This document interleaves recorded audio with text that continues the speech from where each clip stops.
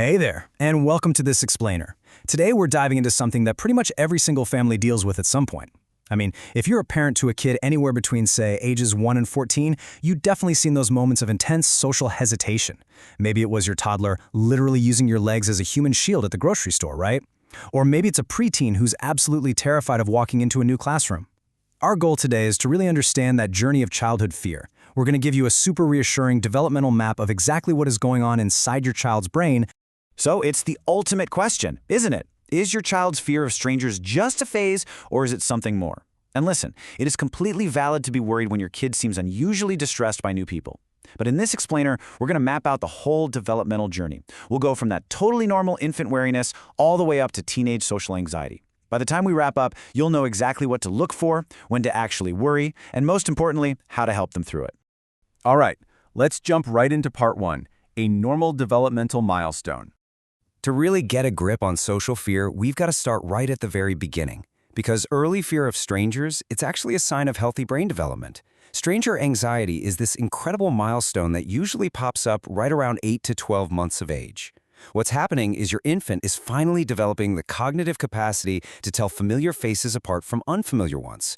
Almost all kids show some degree of wariness toward new people at this stage. So if your toddler is clinging for dear life or won't even look at the new neighbor, just take a deep breath. They are exactly where they need to be. It literally just means their brain is doing exactly what it's supposed to do. It's fascinating how the whole landscape of fear shifts as kids grow. We start off with that normal stranger wariness in babies. Then, from about 3 to 6 years old, when kids usually hit preschool, this morphs into separation fear. Fast forward to ages 7 to 9, their social circles naturally get bigger, and the fear isn't so much about stranger danger anymore, it becomes more about social evaluation. And then finally, from 10 to 14 years old, we see this massive rise in preteen social evaluation fear. So the fear goes from being this concrete physical thing, like, I don't know you, so you might be dangerous, to something abstract and cognitive. It becomes, I don't know you, what are you thinking about me? Moving on to part 2, evolving into social fear. As kids finally grow out of the toddler phase, their social worlds naturally open up. At ages 5 and 6, that fear is often incredibly physical and behavioral. You might see selective mutism, where they'll only whisper in your ear, or they might completely withdraw at playdates, or even get stress-induced stomach aches before a party. But when they hit 7 to 9 years old, this thing called concrete operational thinking kicks in. Now the fear is all about interaction and perceived competence.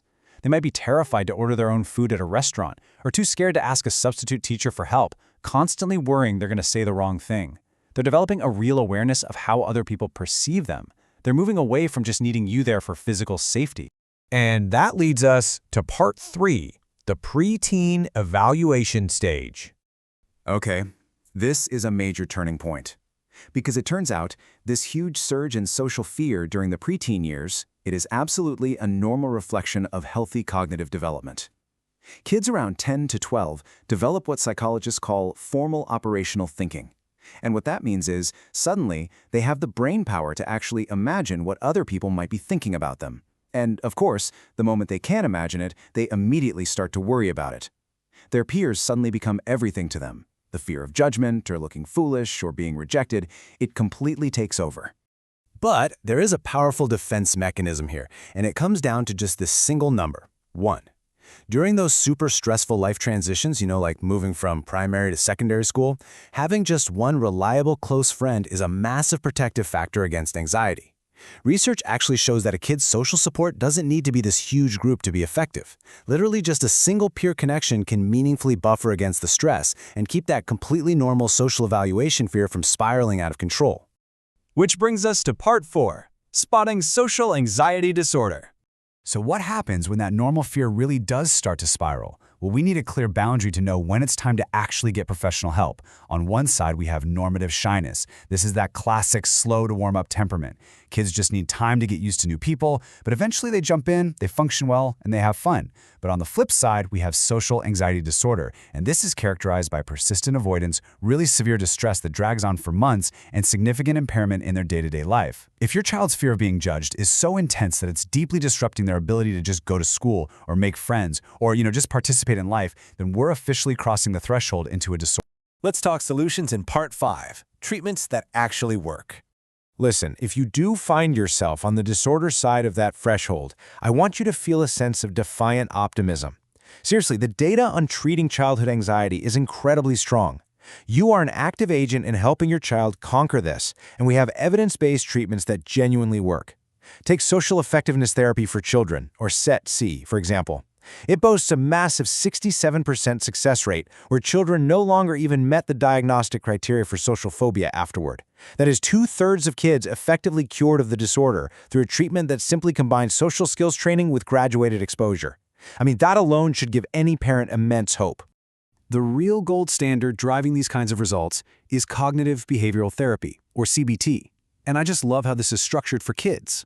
Step 1 is psychoeducation, which is basically just teaching the child about the fear response so they stop being afraid of the fear itself. Step 2 is cognitive restructuring.